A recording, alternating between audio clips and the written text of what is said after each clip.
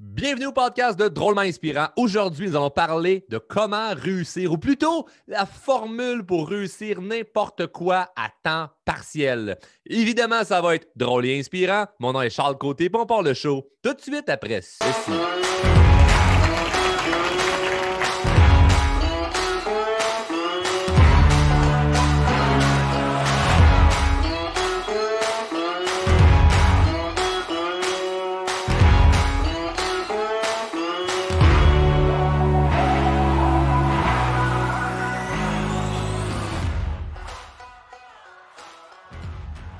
Oh yeah! Donc, très heureux d'enregistrer cet épisode où ce qu'on va voir ensemble, une formule, là. Je te dis, tu vas te pisser d'un culotte. Pas de rire, là, mais tu vas tomber le cul à terre. Je ne sais pas quelle autre expression je pourrais utiliser là, qui ne veut pas dire grand-chose, mais je trouve ça drôle d'utiliser des expressions très québécoise, très gars de campagne, gars de région, surtout sachant que le podcast est écouté à l'international. Parce que oui, le podcast est dans plusieurs palmarès en Europe, notamment en France, en Afrique. Comme j'ai vu dernièrement là, qu'on était écouté là, dans plusieurs pays en Afrique. Donc, salut à tous nos amis en Afrique et en Europe qui écoutent. Donc, et désolé pour l'accent, désolé pour les mots qui sonnent parfois bizarres. Je suis certain que même chez vous, il y en a des mots que vous utilisez, puis que si je vous rencontre un jour, vous allez me dire « Ouais, nous autres, chez nous, on dit ça, puis moi, je ne comprendrai pas plus. » Mais comme c'est pas moi qui vous écoute, c'est vous qui m'écoutez présentement, ben désolé de ne pas utiliser des fois des mots qui sont faciles à suivre. Mais merci beaucoup. Hein? Merci parce que des podcasts, il y en a plein dans la francophonie. Et si vous choisissez d'écouter Drôlement Inspirant podcast, ben j'en suis très reconnaissant. Donc, c'est sûrement que vous avez trouvé qu'il y avait beaucoup de valeur ajoutée d'écouter le show. Et d'ailleurs, ça fait partie des règlements. Hein? Donc, peu importe t'es où présentement sur la planète, là, que tu sois en Afrique, comme je disais, en Europe ou au Québec, si tu viens chercher de la valeur, redonne de la valeur. Donc, partage le show sur les médias sociaux, parle-en aux gens que tu aimes. Donc, ça, c'est la première règle du show. Deuxième règle, si tu vois que quelque chose est bon pour toi, mets-le en application. Donc, si tu aimes quelque chose, tu te dis « Hey, ça, je pense que ça pourrait m'aider », mets-le en pratique. Ça ne sert absolument à rien de laisser ça de même puis d'attendre « Ouais, une année, là, peut-être à l'épisode 300, c'est le moment pour moi que je vais me sentir confortable de prendre action. » Présentement, moi, je fais juste écouter un peu. Si t'es juste pour écouter, arrête d'écouter. Moi, je veux du monde qui écoute, puis qu'après ça, il se bouge le cul. Tu comprends? Donc, cette semaine et aujourd'hui, le sujet est très simple, OK? Très simple, mais je reçois beaucoup de questions, donc ça a l'air que pour certaines personnes, c'est compliqué. La formule magique, OK? Je vais mettre ça là comme si je vendais du rêve. La formule magique pour réussir à peu près n'importe quoi, à temps partiel. Qu'est-ce que ça veut dire ça? C'est quoi que ça mange en hiver, cette affaire-là? Très simple. Moi, j'avais un rêve plus jeune qui était de bâtir Drôlement Inspirant. Bon, je suis rendu à pouvoir, on va dire, profiter de ce rêve-là qui n'est loin d'être terminé, mais bref, que j'ai accompli quelque chose dont je suis fier. Pour me rendre à avoir bâti ce succès-là, on pourrait dire, avec le projet Drôlement Inspirant, il a fallu que je travaille sur le dossier à temps partiel. Parce que oui, imagine-toi donc que pendant des années, il n'y a personne qui me fait un chèque d'1 million de dollars puis qui me dit « Charles, lâche ta job. Charles, fais rien chez vous. On engage des domestiques. Le monde, ils vont venir tout faire à ta place. Toi, tout ce que tu as à faire, c'est travailler sur ton rêve.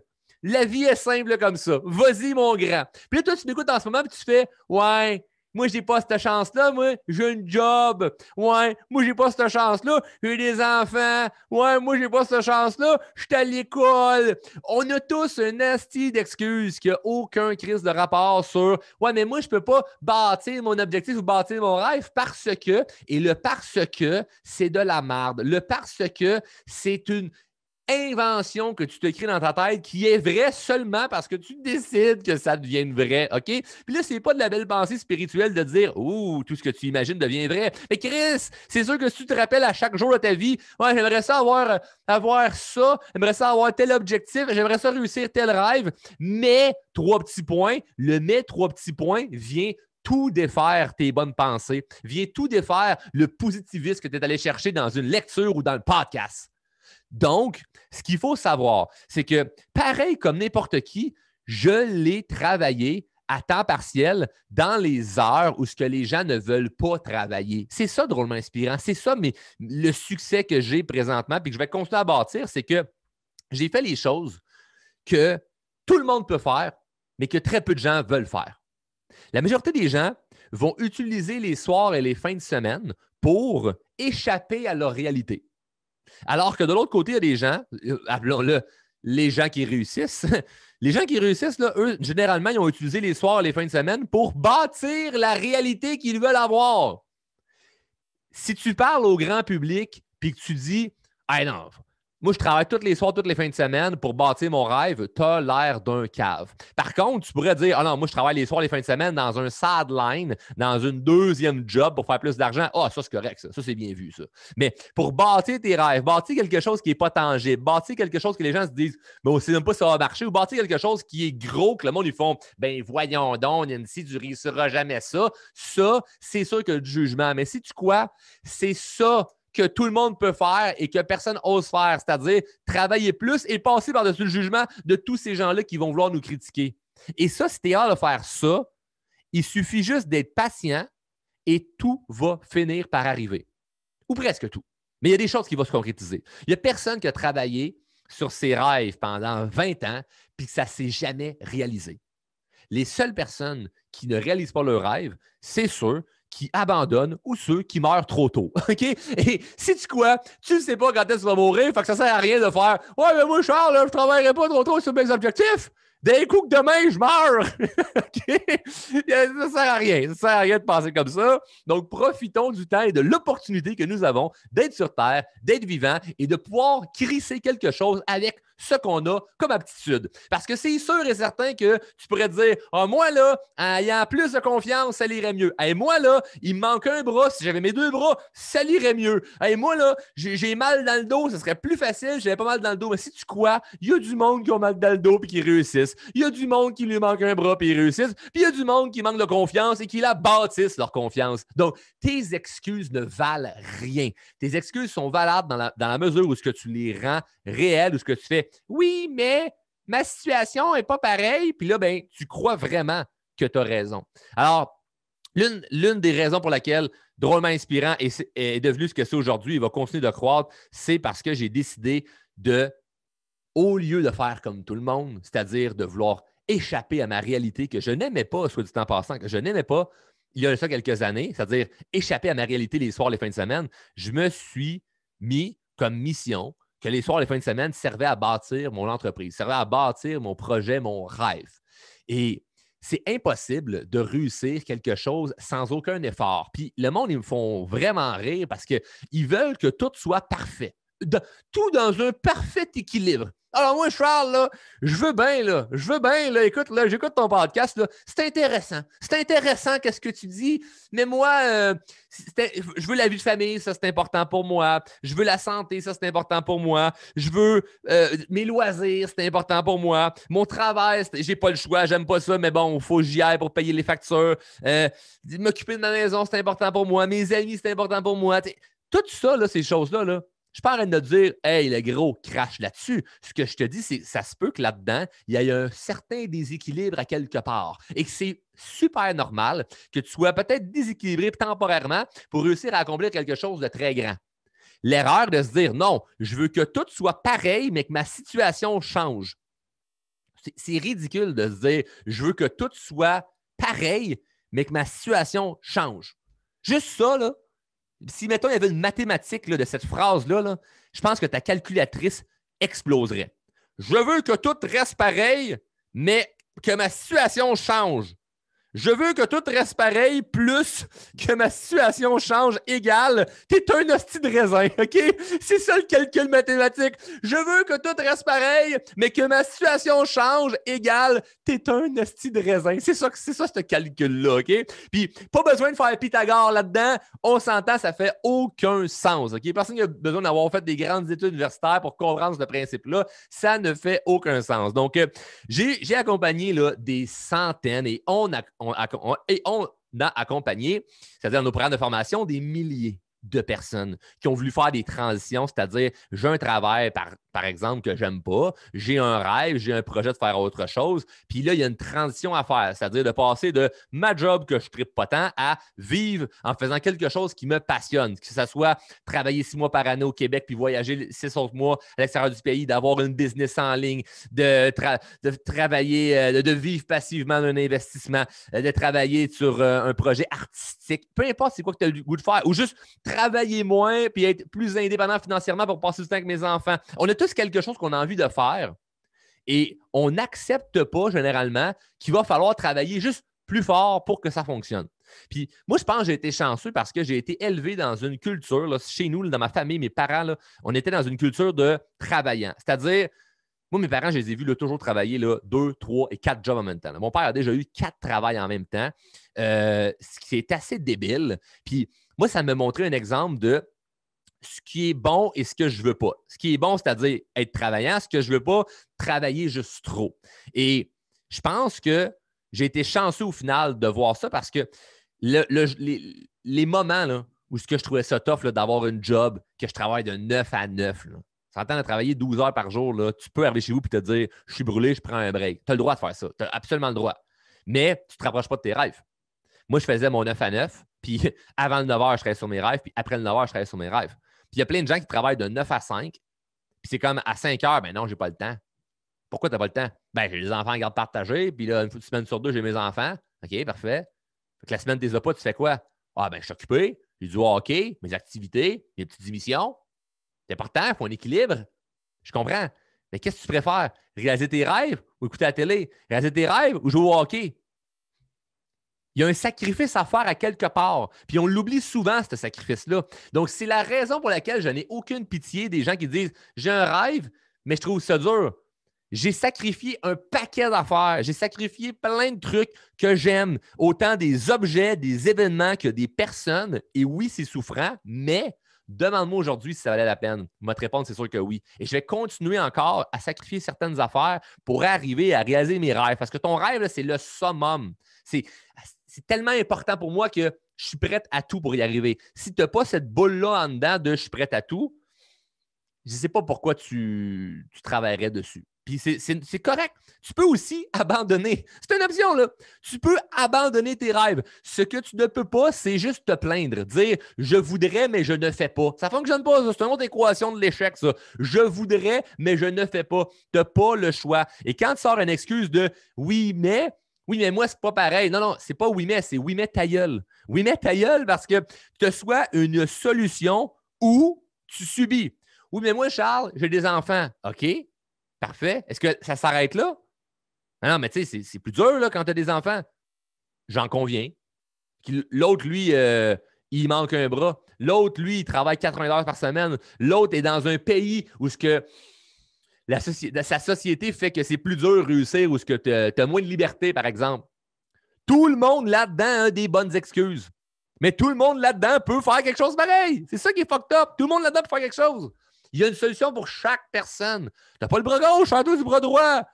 Tes enfants, une semaine sur 2. La semaine sur 2, OK, t'es occupé. L'autre semaine, tu as le temps de faire quelque chose. Puis la formule là, pour réussir à temps partiel, comme je disais au départ, là, c'est chaque jour.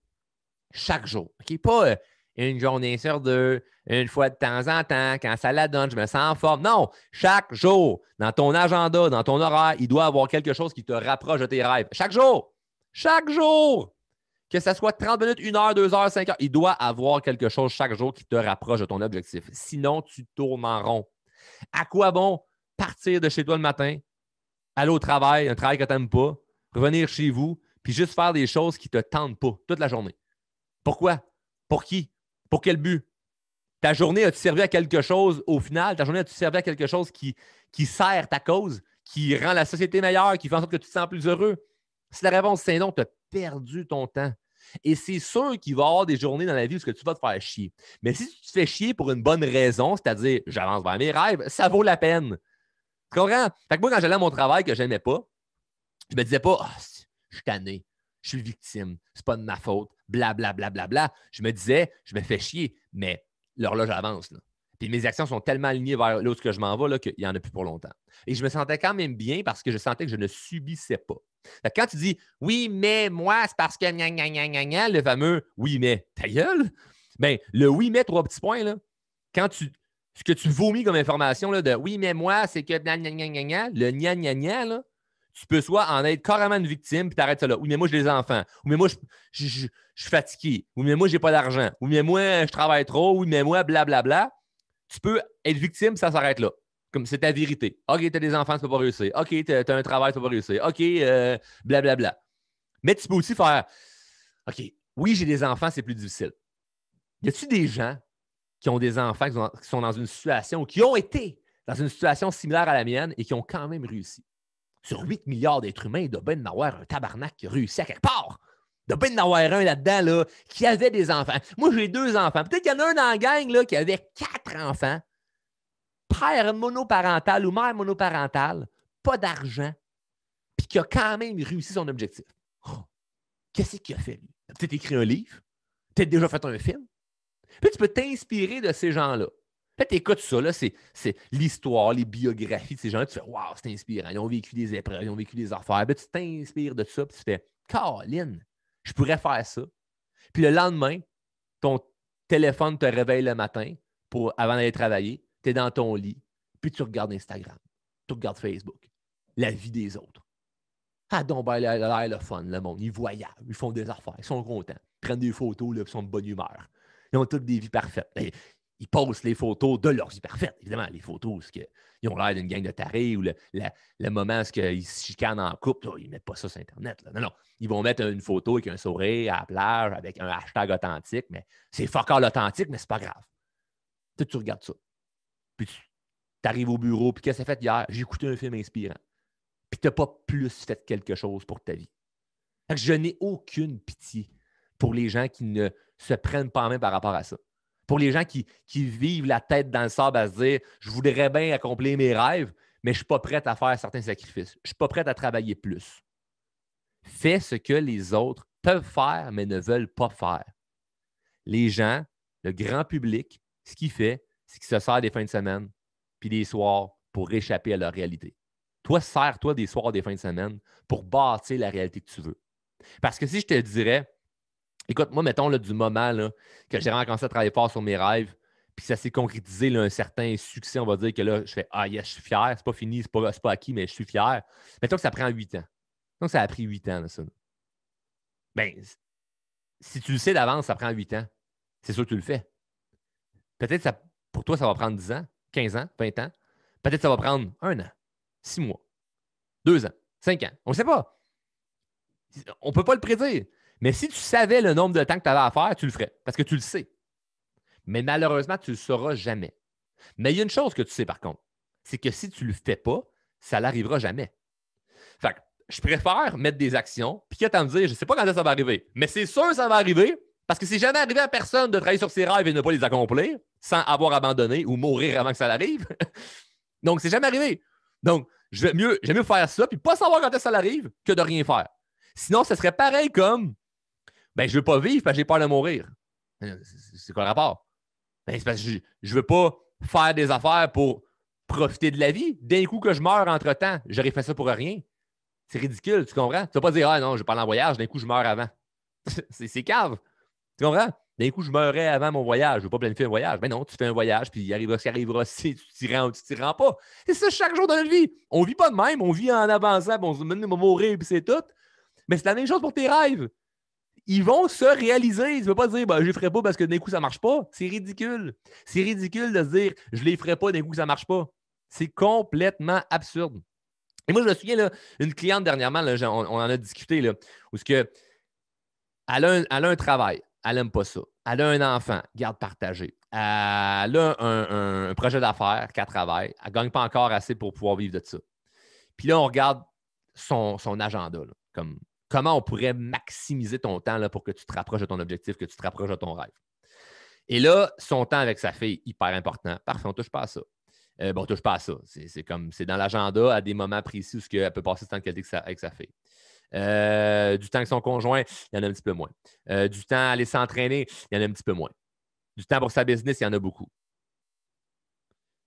Là, tu regardes ça et tu fais, il y a un petit déséquilibre.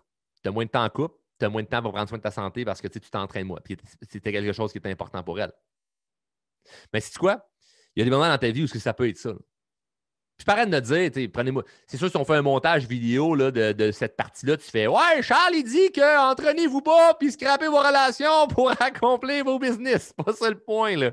C'est pas ça le but, là. Mais c'est que si tu sais que ton projet, c'est ce qui te tient le plus à cœur présentement et que ça va avoir un grand effet cumulé dans ta vie, le fait que ton projet fonctionne. Moi, là, ça valait la peine là, que je sois moins avec ma famille pendant un certain temps. Ça valait la peine que je sacrifie certaines sorties avec des amis pendant un certain temps. Ça valait la peine de ne pas tant m'entraîner puis d'être maigrichon pendant un temps. Parce qu'aujourd'hui, ben, j'ai beaucoup plus de temps pour m'entraîner, pour ma famille, voir mes amis et concentrer sur ma business. Et je vais avoir des pauses qu'une fois de temps en temps, ben, je n'ai pas de temps pour personne. Je suis occupé, mais je me sens bien, je me sens cohérent, je me sens aligné parce que je le sais que c'est ça que je veux. Au final, je n'agis pas selon ce que la société, puisque les gens autour de moi veulent de moi. J'agis selon ce que moi, je veux de moi. J'agis selon ce que moi, je sais qui va être bon pour me rendre plus loin. Et quand tu commences ou tu es sur la route là, pour tes objectifs, tu ne les as pas encore accomplis, là, mais tu veux les accomplir, c'est normal que tu travailles plus fort. Puis c'est ce que les gens ne parlent pas puis oublient. On voit du monde sur Internet là, parler de « c'est pas obligé d'être difficile réussir ». Suivez ma méthode. Quelle style méthode? La méthode de « je médite en silence puis je pense que ça va apparaître au hasard ». C'est un scam, c'est du vol, ça ne marche pas de même. C'est ridicule. Je m'arrête de dire qu'il faut passer absolument par la souffrance. Mais ce que je te dis, c'est qu'à travailler fort, c'est peut-être normal qu'à un moment donné, tu te dises « Ah, si, je suis à bout de souffle, mais j'avance concrètement dans quelque chose. » Moi, je me rappelle, il y a quelques années, j'étais à Sept-Îles en consultation dans une entreprise. Puis, j'ai passé la semaine là. Je travaillais de 9 h le matin à 9 h le soir. Des grosses journées. Et quand je finissais le soir, puis j'étais dans ma chambre d'hôtel, évidemment, j'avais toutes les excuses du monde de « Hey, je vais me coucher, je vais me reposer, demain j'ai une grosse journée. » Mais je vais vous faire une confidence. Je m'en crissais pas mal de ne pas être en forme le lendemain parce que je faisais quelque chose que je n'aimais pas.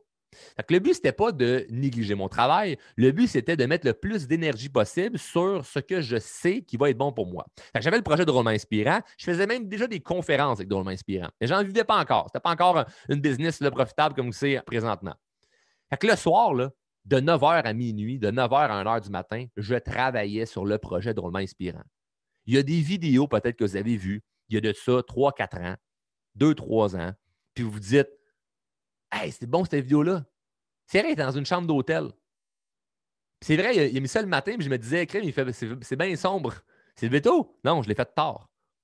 J'ai plein d'affaires comme ça où j'étais là, dans mon char à minuit, là, puis j'étais au téléphone avec des gens, des partenaires pour bouger des projets. Là, puis je m'en reviens là,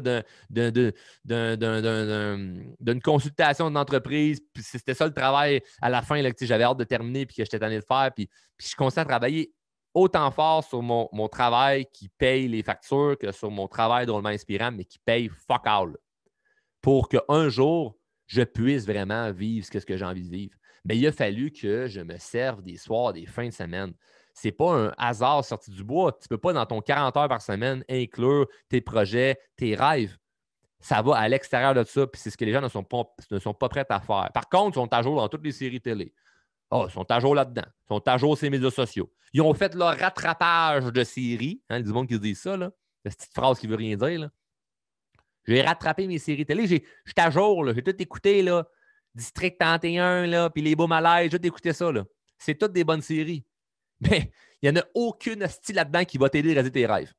Ah, t'as aidé Martin Matt, par exemple, à réaliser ses rêves. Là. Lui, tu l'as aidé. Là. Les codes d'écoute là, que tu lui as donnés, là, ça, c'est sûr que ça l'a aidé. Puis grand respect pour lui. Je trouve qu'il a une super éthique de travail, puis il mérite son succès. Mais moi, j'ai le goût d'être à sa place. J'ai pas le goût de le regarder, lui. J'ai pas le goût de savoir, lui, qu'il est rendu dans sa vie. Là. J'ai le goût de moi être comme lui. Puis comme lui, il veut dire réaliser des grandes choses. Fait que, peu importe ton niveau d'ambition en ce moment, ce qui est important, c'est de savoir que enlève-toi la tête du sable. Là. C'est pas vrai que tu vas tout accomplir en ne mettant pas d'effort. Et je sais que ça peut paraître tellement simple, mais on l'oublie parfois. Donc, moi, une chose que je suis certain, là, c'est qu'il y a certaines personnes là, qui vont échouer dû à la dualité de ce qu'ils veulent le plus versus ce qu'ils veulent maintenant. Il y a plusieurs personnes là, qui vont échouer dans la vie là, parce qu'ils sont pris. Là. Ils sont pris. Là. Il y a une dualité. Hein. Il y a une dualité de qu'est-ce que tu veux maintenant puis qu'est-ce que tu veux le plus. Ce que tu veux le plus, c'est ton rêve. Ce que tu veux maintenant, c'est écouter la série, aller dépenser, magasiner, voir tes amis, veger, rien faire. Tu comprends? Manger la malbouffe. Tu sais, il y a une dualité, là. Je veux perdre du poids. Ça, c'est mon objectif. Ce que je veux vraiment. Ce que je veux maintenant, manger du McDo. Il y a une dualité. Et ceux qui ne sont pas prêts à être plus forts que la dualité vont finir par échouer. Et c'est exactement le sujet du prochain épisode de podcast. Merci d'avoir écouté au complet. Abonnez-vous pour être certain d'être notifié pour le prochain épisode parce que je vous garantis qu'on va avoir tout un show. Alors, abonnez-vous dès maintenant. Là. Trouvez l'icône là, où vous abonnez là, sur la plateforme où vous êtes présentement. Abonnez-vous, partagez cet épisode, puis on se voit dans la prochaine. Sur ce, bonne journée.